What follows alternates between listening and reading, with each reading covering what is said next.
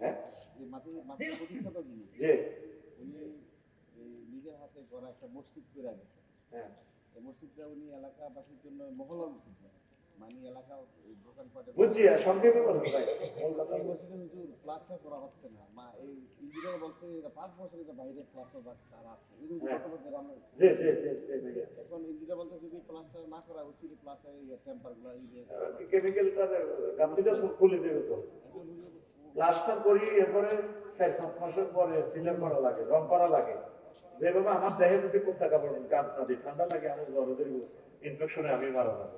ঠিক বিল্ডিং এর প্লাস্টার, রং, সিলার এগুলা বিল্ডিং একটা দেহের মতো, এটা জীব পদার্থের মতো। দেখার জন্য হ্যাঁ, তো দেন না মাহফিলের তো কিছু আয়োজিত হয়, ওইটা তো এইভাবেই খরচ করে। কোন ওলামায়ে কেরাম পীর মাশায়েখ ইনকাম করি তো তারা সিনেমা হল বানানা, তারা মাদ্রাসা চালায়, মসজিদ চালায়, দরবার চালায়, তালিম তারবিয়ত মুরিদ মুতাকিদ্দিন তাদের খেদমত করে, খানা খাওয়া। আল্লাহ বাংলাদেশের দরবারগুলোকে সমুন্নত রাখুন, করি আমি। আপনারা কোন কোন বাইরে মাল দেন লাখ লাখ টাকা, মা বাপের খবর রাখেন না, তাই ভাই নির্বাচন হচ্ছে তাই এগুলো আসল টাকা। আর কে আছে 500-400 700 দিলে দেন। আচ্ছা একটা প্রশ্ন আছে, এটাকে কারা দিবেন দেন আমি বলবো। 500-1000 যা পারেন দেন, আল্লাহ তুমি কবুল করো। প্রবাসী যারা আছে সেগুলোকে আগে কালেকশন করিয়ে দেবে। কারো প্যান্ডেল ইটালি আমেরিকান দিদি আছে, 10,000 50,000 $10,000 এমনি খুব ভালো লাগে। গরু 3টা মানুষ আসবে, ছাগল ধরবে, এইভাবে লই নেবে, কোনো অসুবিধা নেই। হ্যাঁ অর্থাৎ এটা প্লাস্টার না করলে মসজিদের সব গুণগত মান সব ধ্বংস হয়ে যাবে। এই জন্য এটা কেউ না দিলেও অন্তত এই কাজটা করতে হবে। হুজুর আমরা এর কাছে হুজুরের নাতি হিসাবে যদি কেউ নাও দেয় এই কাজটা আমি করে দেবো, কিন্তু আমাকে কিন্তু কেউ সাহায্য করে থাকে, তাদেরকে আমার সাথে সহযোগিতা। মাশাআল্লাহ, আল্লাহু আকবার। দেখছেন নি ওলামায়ে কেরাম কি করেছেন? আল্লাহু আকবার। আমাদের বিশ্ববিদ্যালয়ের সম্মানিত নাতি বুঝছেন, তিনি এটা করবেন ক্লাসটা। আপনারা ওনাকে অল্প স্বল্প করে হেল্প করিয়ে করবেন নি? 1 bag 2 bag cement, 20 bag cement, যা যা লাগে মিস্ত্রি খরচ, মিস্ত্রি ওকার হেল্পার ওকার এক জোড়া হলো 1500-1800 টাকা, 1600 টাকা। কেউ সিমেন্ট দিবে, কেউ বালু দিবে, বালু একখানে দিয়ে দিলে তো অনেক কিছু হয়ে যায়। ইনশাআল্লাহ সহযোগিতা করবেন তো? আল্লাহ তুমি তাদের মনকে নরম করে দাও। একটা প্রশ্ন আছে, এনসিপির পক্ষ থেকে বাউল সরকারের জামিন চাইতেছে, এই নিয়ে কিছু বলুন তো। এটার কি জামিন ছিল? তার তো জামিন না, তার ফাঁসি দেওয়া দরকার। বাউলের রব্বুল আলামিনের যে বেজ্জতি সে করছে, কেমন তার জন্য এত মায়া দেখা কেন? সে তো যে রব তাকে খাওয়ায়, সে রবের ফসা করে বলছে এটাকে আল্লাহর মুখ না মুখ। আমি শুনছি তার ঠিক কিনা? সে আল্লাহরে কি বানাইছে? সে আবুল সরকার মহারাজ, গ্রামের মেম্বার হইতে পারে মহারাজ বেটা, তাদের পক্ষে যারা কথা বলবে তারাও আল্লাহ এবং রাসূল সাল্লাল্লাহু আলাইহি ওয়াসাল্লামের দুশমন। তৌহিদি জগৎ এটা প্রতিরোধ করবে। এই আমলের জন্য যত আমল নেনছে তাদেরকে আমরা গুণে গুণে হিসাব করতেছি, মাহবুদের দরবারে আমরা একদিন বলে দিব আল্লাহ এরা নাস্তিকের কাতারে ছিল। বর্তমান সরকার আলেমদেরকে গ্রেফতার করার জন্য বলতেছে, যারা বাউলদেরকে মারছে তারা তাদেরকে তো এটা যে ইসলামী দণ্ডবিধিতে তো তাদের প্রাণে থাকে না, থাকে কিনা? নাম দিবে মুসলমান, সারা রাত দোল তবলা লই চলবে। ঘটনা কি?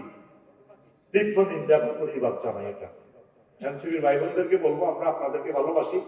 এই সমস্ত নাস্তিক মোরতাদ ইসলামের নাম দিয়ে আল্লাহ রাসূল সাল্লাল্লাহু আলাইহি ওয়াসাল্লামকে যারা অপমান করে, এদের পক্ষে আপনারা যাবেন না।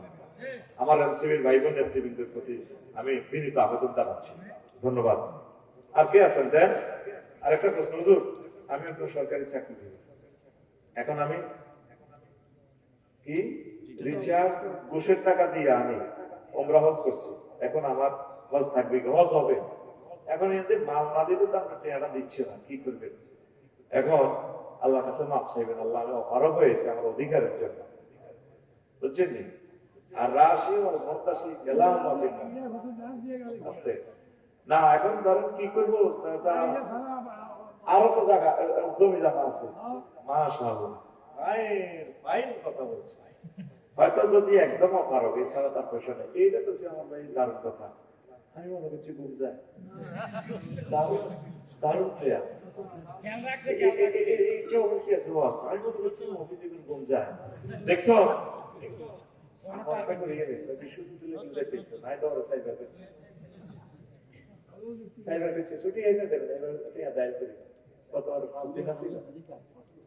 আল্লাহ আল্লাহ আল্লাহ আমাকে কবুল করো। দেখছেন কি জায়গাতে হিট করছে, এটাই মূল ওয়াজ।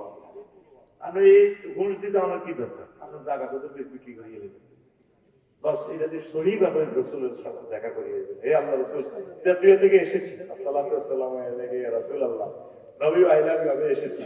আল্লাহ রসুল আল্লাহ টাওয়ার থেকে বলবে ধন্যবাদ এসেছো, ইনশাআল্লাহ মাকাম মাহমুদে দেখা হবে, আমি তোমাকে সুপারিশ করবো। মান জারাকে কাবরি পায়না মাউতি কামাত জারানি ফি হায়াতি। আল্লাহু আকবার। এজন্য বারবার হযরত দেখেন না, আল্লাহ জানে কোন রমজানে দৌড় দিবে কি না, পাগল পারা হয়ে গেছে না, লোকে দেখা করে গেল একবার উপরে লোকে 1-2 মিনিট দেখা করে। হে আল্লাহ রাসূল আইলা বাকি আসসালাতু ওয়াসসালামু আলাইহি ইয়া রাসূলুল্লাহ, আসসালাতু ওয়াসসালামু আলাইকা আবা বকর, আসসালাতু ওয়াসসালামু আলাইকা উমর। এই কথা কই বাবু সালাতি বারে ফ্লাইটে করে রাসূলের ব্যস্ত থাকে কি করব, যতবার সুযোগ পাবো আল্লাহ তাআলা সুবহানাহু ওয়া তাআলা আমাকে প্রতিভা খানায় খাওয়া একটা ভাত হাতে কলিজাটা লাগায়। ও আমিন কও। আমিন। এই প্রশ্নগুলো জবাব আমি আরেকদিন দিব, আমার কষ্ট লাগতেছে। আমার বিষয়গুলোর দিকে খেয়াল রাখবেন। আর আমার সম্মানিত বিষয়গুলো আড়াই বাড়ির দরবার, হক দরবার, তারপরে গোলাম সরোয়ার সাইদি ভাই,